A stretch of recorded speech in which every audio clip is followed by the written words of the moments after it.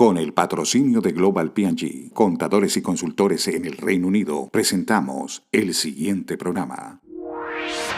Esta historia es bastante interesante como todas las de migrantes. Es la historia de una persona que cuando se le pregunta que si quiere ser presidente, su respuesta de inmediato es sí, presidente de Colombia. Bienvenidos a Migrantes.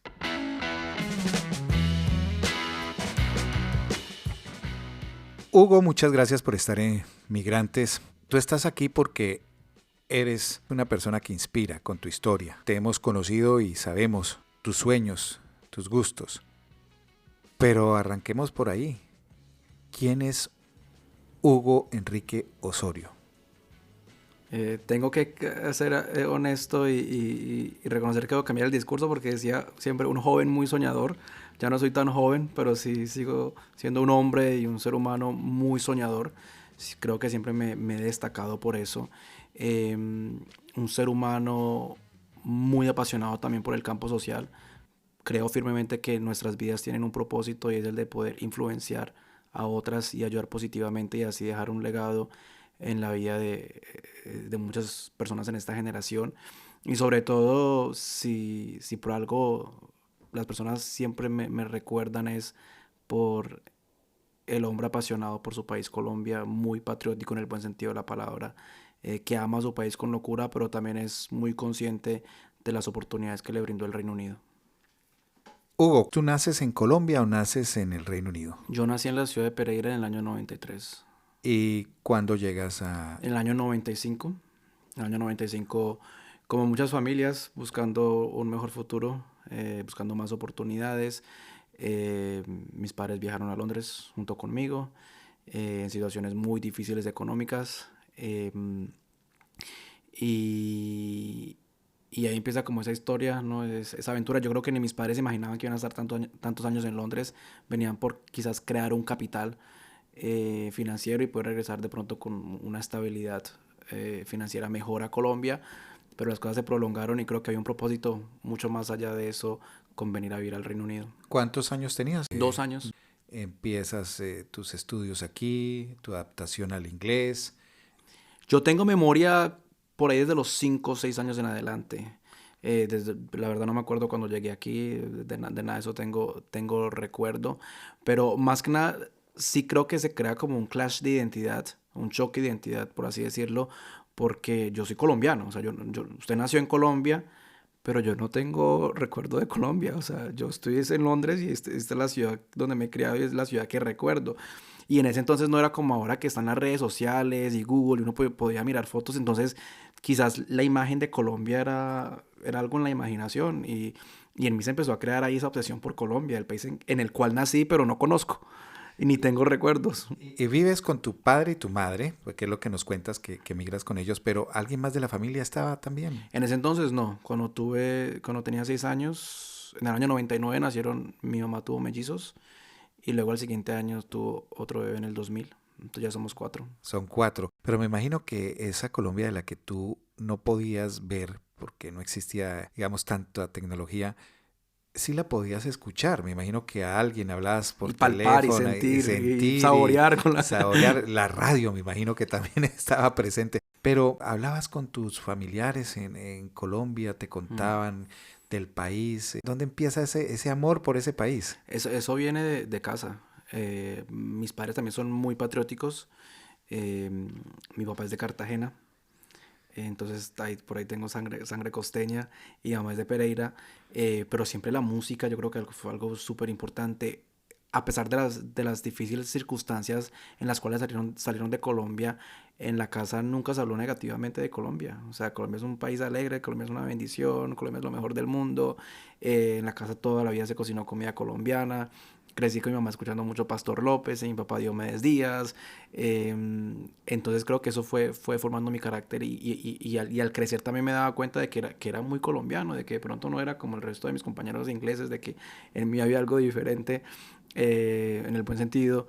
Y como le decía, se fue creando esa obsesión, porque yo me acuerdo que dibujo de arte, yo dibujaba algo de Colombia. Alguna presentación, yo exponía de Colombia.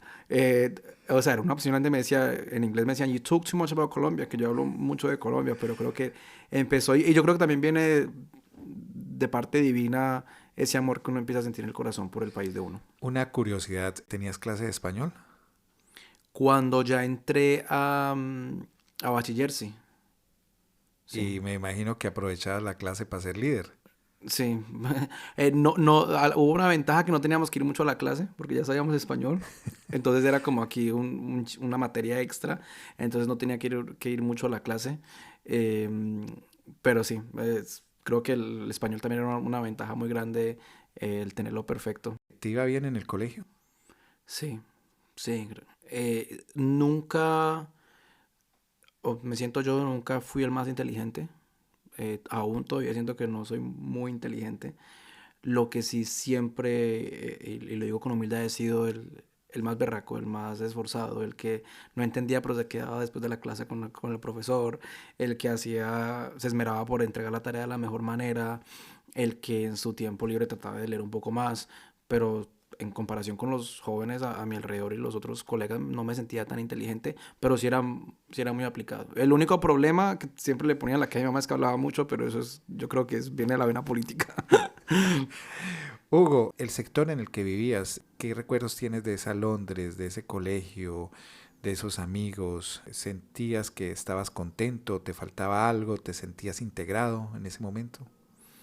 Creo que la etapa de la niñez a la adolescencia fue muy diferente. Me acuerdo que aquí hubo un tiempo en Londres, creo que en 2010, 2011, 2012, que fue mucho un tiempo de pandillas. Y ese fue un tiempo muy, muy difícil. Sufrí varios ataques por diferentes pandillas. Me acuerdo una vez saliendo de la librería en Roehampton, me cogió una barra y me pegaron dos trompadas en la cara. Pero yo era como el niño dentro de un barrio, quizás de clase trabajadora, que no estaba dentro de una pandilla. Y ese día salí incluso tarde con mi morral. Es típico película, quizás el estudiante, el buen niño, sale de la librería, la biblioteca, perdón, a las 9 de la noche. Y pues aprovecharon, ¿no? Yo no tenía quizás un respaldo en esos temas.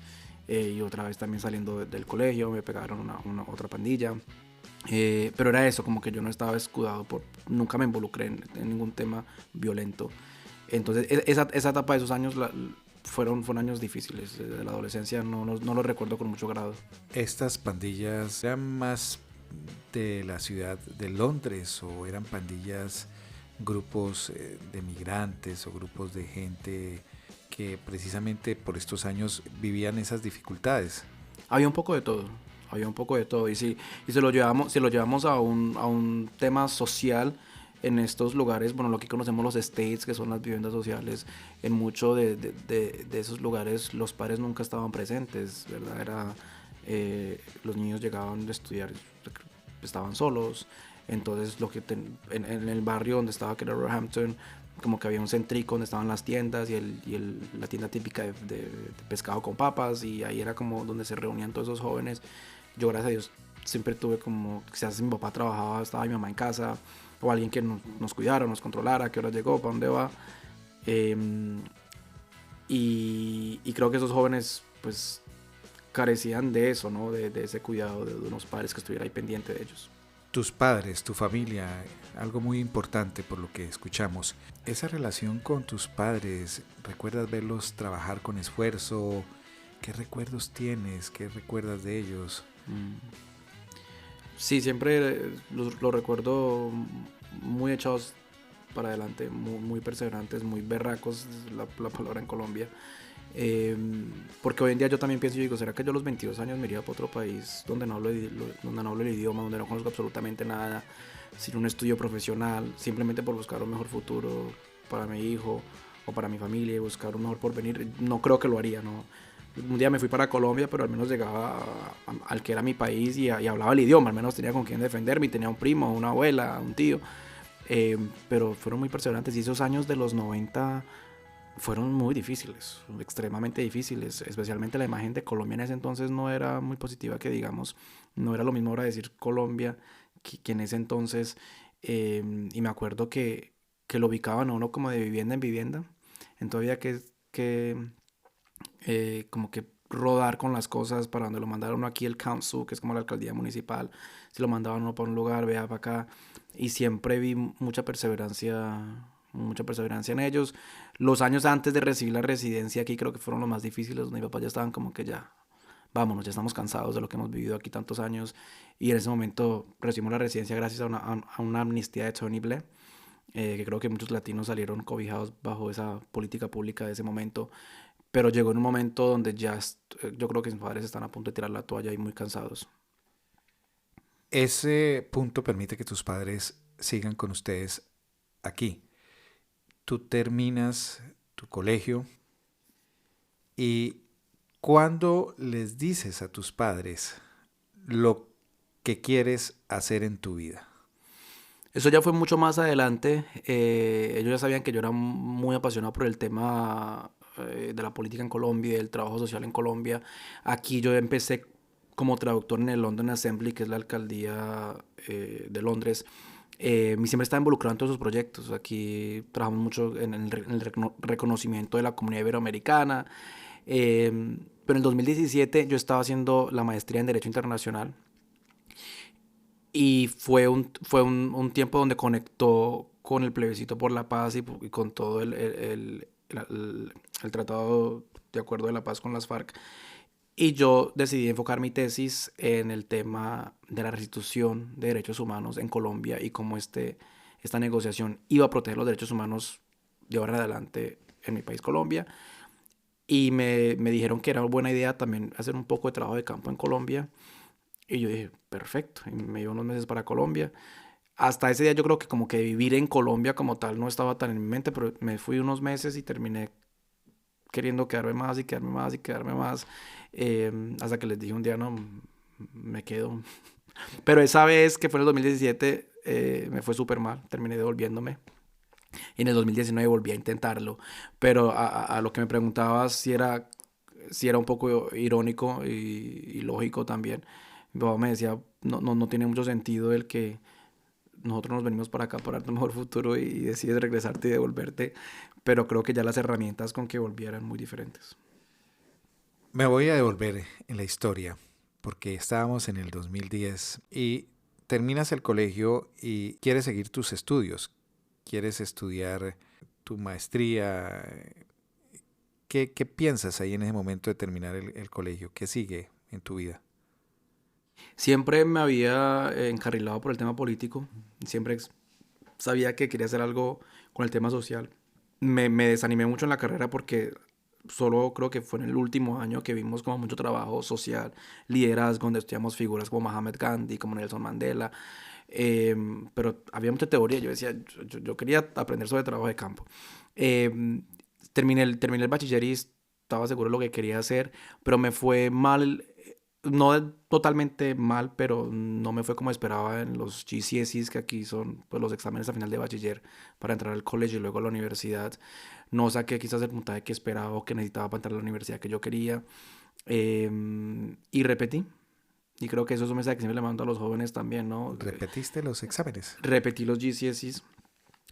Fui a un college donde me dejaron hacer algunas materias como para no perder de todo el tiempo, pero tuve que repetir literatura en inglés y matemáticas. Eh, y muchos me decían que iba a perder el tiempo. Y mi mamá me ayudó, me dijo, no, un año no es nada, pero voy a sacar un mejor puntaje, pero ir a la universidad que quieres, ta, ta, ta. Y el colegio que yo siempre había enseñado a hacer los A-Levels, que aquí son como preuniversitarios, fue Wimbledon College. Y ellos me ofrecieron la oportunidad de poder hacerlos ahí, pero tenía que repetir. Y decidir repetirlo. Por eso le decía al principio que nunca me sentí como el más inteligente, me costaba muchísimo, como ya a la hora de hacer un examen. Y creo que hasta ese día me sentí como que yo no era inteligente y más con esos resultados peor todavía. Pero yo seguí muy encarrilado y dije, bueno, si me toca repetir, repito, pero yo ya incluso tenía siempre la carrera vista. Quiero estudiar ciencias políticas, relaciones internacionales, y sabía que las universidades que como que tenía en mi lista de prioridad a las cuales quería ir, me iban a pedir un puntaje más alto para poder entrar. Entonces dije, bueno, repitamos. ¿Y después de repetir qué pasó? Me fue bien, pero por ejemplo con matemáticas saqué una C, que es aquí como que lo pasó. Me costaban mucho los números, hasta el día de hoy me cuestan demasiado. Pero me fue mucho mejor en inglés y allá hice los E-Levels, estudié gobierno y política, estudios de sociedad y cinematografía, drama y teatro, porque toda la vida me ha encantado también como ese tema artístico, y ya ahí se me fue muy bien y pude entrar a la universidad.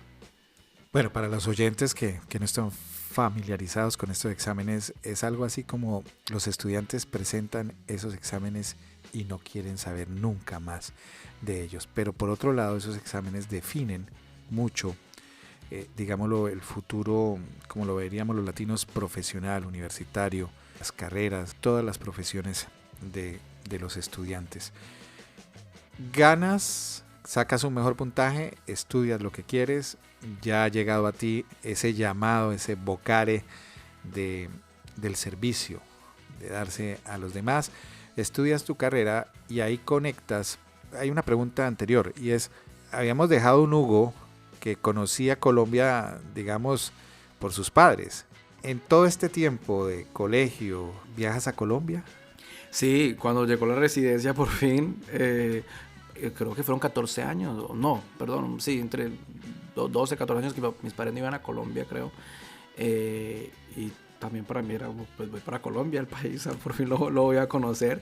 Y claro, llegué y terminé más enamorado del país, aún porque me conecté mucho yo, o sea, como decía, yo me considero muy colombiano y me conecté con mi gente, con mi país. ¿A qué edad te llegó? Había terminado primaria, entonces creo que 12 años. 12 años y ya tienes una imagen de Colombia. Ya tenía una imagen viva de Colombia. Viva de Colombia. Y ya estamos en la universidad nuevamente. Coincide que en tu maestría coincide el año con el año del acuerdo de paz, del proceso de paz, y eso te motiva más. ¿Tú quieres ser presidente de la República de Colombia? Sí. Pienso que mi sueño ante todo es servir al país, desde donde esté y como hasta ahora lo he hecho. En los años que tengo de vida y como he buscado la manera de aportarle al país, mucho más allá de un tema económico, porque creo que lo económico incluso es temporal. He buscado de lo que tengo para poder dar, y ese es un mensaje que siempre le llevo a los jóvenes. Cuando empecé incluso aquí a ser activista social, dije, ¿qué es lo que tengo yo para ofrecer? Tengo 2 idiomas, y eso le sirve a muchas personas. Empecé a dar un don que tenía en mi tiempo, en mi servicio, que era traduciendo eventos para la comunidad latina, y empecé ahora con lo mismo en Colombia. Un proyecto con jóvenes, dándoles un consejo y una guía que para mí es súper importante, porque uno siempre desea, qué bueno que conmigo alguien se hubiera sentado y me hubiese guiado en tantos procesos totalmente gratis, ¿verdad? Haciendo estas conferencias y eso. Entonces, creo que eso ha sido fundamental, y desde donde esté, me encanta el tema, por ejemplo, de la educación, de las relaciones internacionales, y pienso ante todo que desde donde esté, mi anhelo es poder servir a Colombia, y si podemos llegar a esa instancia, a la presidencia, claro que sí. Tus padres, llega ese momento, esa conversación que se da de alguna manera, de alguna forma, te preguntan seguramente o te llaman, Hugo, ¿tú qué vas a estudiar? ¿Tú qué quieres ser? ¿Cuál fue esa respuesta para tus padres? Creo que uno cuando es como adolescente está confundido entre carreras, ¿no? O sea, yo sabía por dónde iba, pero por ejemplo yo decía derecho, abogado, política, politólogo, o sea, pero siempre esa era la idea. Quiero estudiar algo que tenga que ver con el derecho o la política. Esa siempre era mi respuesta.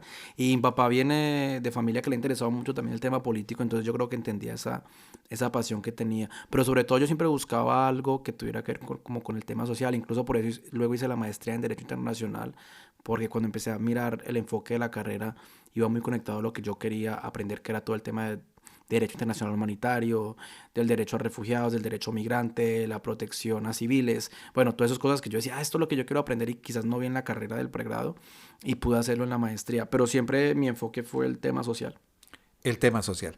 Bueno, a este punto muchos se preguntarán o dirán, bueno, todos queremos ser presidentes de Colombia.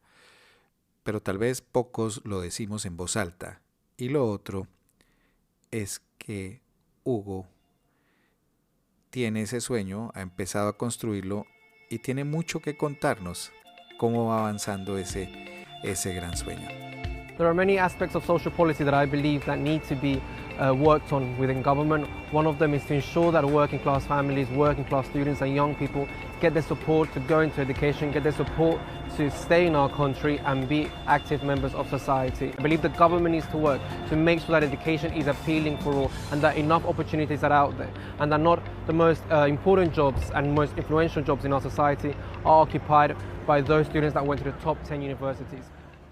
En este sueño de ser un líder, de servir a la comunidad, de cambiar algo, de proponer algo, tú ya nos has contado, empezaste aquí, en Londres, en el Reino Unido, a servir a tu propia comunidad, a la comunidad latinoamericana, a traducir seguramente, haciendo uso de tus dos idiomas, inglés y español. Pero también tienes grandes aciertos y grandes logros, Hugo. Uno de ellos es que como joven logras estar en un sitio que muy pocos latinos han podido estar, y es el Parlamento inglés. ¿Cómo fue esa experiencia? Yo creo que todos esos momentos siempre han sido como sueños y realidad. Quizás como he soñado tanto y me he visualizado, y incluso todavía me visualizo en muchas posiciones a las cuales quiero llegar, eran muy reales, pero todo eso ha sido como recompensa a esfuerzos. Y también, por ejemplo, cuando me invitaron por primera vez a los cuartos de comité de la Cámara de los Comunes del Parlamento Británico, era porque ya me habían visto que yo era mucho voluntario en la Alcaldía de Londres y estaba siempre ahí. Me acuerdo que salía del colegio de bachiller de estudiar y me iba a los eventos que hacía Boris Johnson en ese entonces y me ponían como estilo de discoteca, que le dan uno los papelitos con el número, y yo era el que le colgaba las chaquetas. Yo colgaba la chaqueta y les daba el numerito y luego la recogían. Creo que varias veces hice eso. Y yo me metía en internet y había unos programas como para hacer voluntariados. Y en una de esas experiencias conocí al que era encargado del Foro Juvenil del Parlamento Británico y me invitó a ser parte. Y creo que era la primera vez que había un latino, un colombiano, en esos espacios. Y empecé ahí también como voluntario, simplemente organizando. Pero luego eso se hacía una vez al mes dentro del Parlamento, hasta el día que tuve la oportunidad no solo de ser un voluntario, sino de organizar uno de los programas que se hizo dentro del Parlamento, y creamos una iniciativa súper chévere con jóvenes de barrios clase trabajadora aquí en el Reino Unido, y eso salió en varios periódicos, porque le dimos la oportunidad a niños y adolescentes de estratos muy bajos de la ciudad de venir al Parlamento con sus padres y cuestionar a ministros y a MPs, miembros de Parlamento, en temas muy importantes. Yo creo que eso fue como un enfoque muy social, y tener a padres de la India, de Pakistán, de China, de Nigeria, de Ghana, ecuatorianos, colombianos, sentados dentro de un parlamento diciéndole a un MP, esto está mal en estos barrios, y ahí tuve también la oportunidad yo de exponer y de presentar el evento junto con el organizador que me dio esa oportunidad, y creo que también fue una manera de yo empezar y demostrar la pasión que tenía por el campo social, y de ahí empezó como toda una carrera en el tema. Ese enfoque que tenía ese programa que ustedes llevan hasta el Parlamento, a los miembros del Parlamento, ¿crees tú que lograste hacer un aporte para que se tuviera en cuenta precisamente el objeto de ese programa, de llevar gente, digamos, que no tiene los mismos recursos que otros, y poder encarar, poder enfrentar, poder hablarle, dialogar con quienes deciden la suerte y el futuro político? ¿Tú crees que aportaste a ese proyecto? Yo creo que se aportó en dos cosas. Una, sí sea muy mínimo, de que en ese entonces no estaba no estaba en la superficie todo el tema de las minorías étnicas. Ahora pues se escucha más hablar del tema y de la representación. Cuando tenía 16, 17 años no creo que, o no me acuerdo que el tema estuviera tan en la superficie, ni incluso la comunidad iberoamericana o hispanohablante era reconocida aún en el Reino Unido. Entonces creo que de alguna manera pues se hizo un impacto, porque eso salió en varios medios de comunicación acá. Creo que hizo un impacto también para los mismos MPs que vieron que hay una comunidad extranjera, una comunidad migrante que tiene una voz y que le gusta el tema político y también quiere opinar. Y segundo, para mí, en lo que yo me enfoco también es que de alguna manera yo siento que que cuando uno es niño adolescente hay cosas que impactan mucho. Yo creo que esos niños ese día salieron de ese lugar impactados porque me acuerdo que eran como que sentados en esas sillas de los cuartos del comité de la Cámara de los Comunes, todos contentos, y la mamá le tomaban fotos a esos niños. Y quién sabe dónde estarán esos niños hoy en día, que el estar en ese lugar y verse con un miembro de parlamento, con un ministro británico, quién sabe hasta qué punto le expandió, les permitió soñar a esos niños, que es donde yo creo que va mi trabajo realmente. Dices que ahí inicia, digamos, ese amor. Bueno, tal vez inició mucho antes, pero ese es un punto de partida. Creo que empezó claro, el trabajo como de pronto, por así decirlo, a un nivel profesional. a nivel profesional, un punto de partida muy claro y, digámoslo, muy alto. Es decir, empiezas haciendo ese trabajo político en el Parlamento británico. ¿Qué sigue ahí? Eso te inspiró a ti también, como inspiró a esos niños. Tú tienes 17 años, pero te inspira. Sí, tanto así que luego salió el comercial, si no me equivoco, creo que salió en BBC, del siguiente foro que se iba a hacer porque tomó mucha fuerza y yo fui uno de los que hizo ese comercial que por ahí está todavía en YouTube, porque ya era una imagen como que de ese grupo de un pressure group, un grupo de presión pública y política que se hacía en el Parlamento. Y continué trabajando mucho. Top 10 universities. Children and students from working class backgrounds deserve the same opportunities as everyone out there. One of the aspects that greatly inspired me from being part of the Young Adults Forum last month was to see so many young people so up to date on current affairs. So continue to use your voice to speak up, show up and be part of the Young Adults Forum. Ya cuando fui a Colombia, me acuerdo, la historia es muy larga, pero me acuerdo que pude visitar un barrio en Cartagena que me llamó mucho la atención ciertas injusticias que vi. Y de ahí dije, puedo empezar a hacer un proyecto para ayudar. Me impactó mucho fue el tema escolar.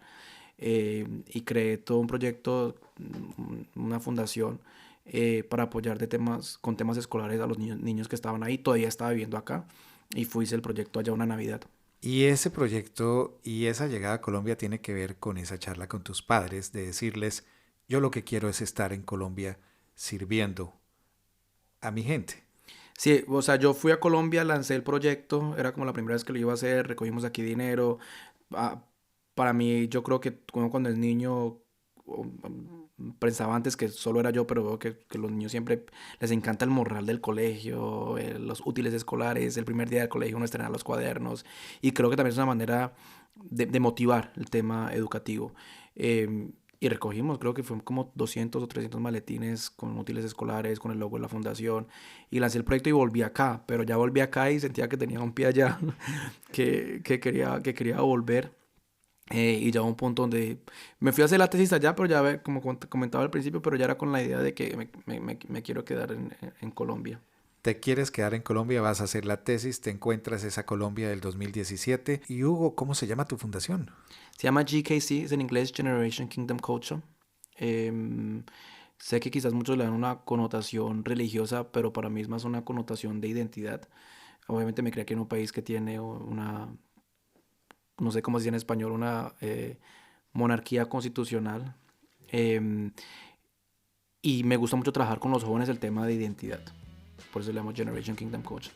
De que los jóvenes, mujeres, hombres se vean como líderes, como realeza, como representantes, como figuras aún desde su temprana edad, porque yo lo sentía así, yo me veía así, aunque tenía 14 años, yo sentía que era la imagen, cuando me decían, where are you from, yo decía, Colombia en el Parlamento, yo me sentía súper importante, porque yo decía, aquí el único colombiano soy yo, o sea, yo represento a mi país ante 50 ministros que están aquí sentados, aunque era un niño, porque a los 14 años uno todavía es un niño, entonces le puse ese nombre, porque quiero que haya una generación de niños, adolescentes, jóvenes muy seguros de su identidad y que tienen con qué aportarle a sus comunidades. Lo que decían tus padres, muchos de nosotros salimos de nuestros países, tenemos nuestros hijos por fuera del país donde nacemos y nunca imaginamos que nuestros hijos nos van a decir, bueno, yo lo que quiero es ir al país del cual tú vienes, del cual tú naciste.